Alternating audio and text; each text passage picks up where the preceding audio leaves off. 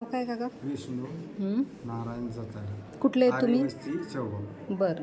काय काय त्रास होता तुम्हाला? मला गुडघ्याचा त्रास होत होता हं. आणि बसता पण येत नव्हतं. ठणक जास्त होता, सूज होती. हं. पण आता ते काहीच नाही राहिलं. औषधं गोळ्या घेतल्या. बरं. इथं इथे आले होते तेव्हा त्रास किती होता? लय त्रास होत होता. मला चालता पण येत चालता नव्हतं, पण येत बसता नव्हतं. पण येत नव्हतं. हां. मग त्यानंतर इथं काय काय केलं आपण? ट्रीटमेंटमध्ये काय काय घेतलं? इथं हे गोळ्या आणले, पाणी घेतले ना. नारायण तेलाची बाटली. हस्ती पोषणची एक घेतली बाटली. हं. त्याच्यानंतर राज नारायण तेल. गुगलचे एक घेतलं होतं हं. आणि नारायण तेलाची बाटली. हं. त्यांनी खूपच फरक पडला. त्यांनी काय काय वाटलं तुम्हाला? कसा फरक पडला त्यांनी? हं? काय काय वाटलं त्यांनी?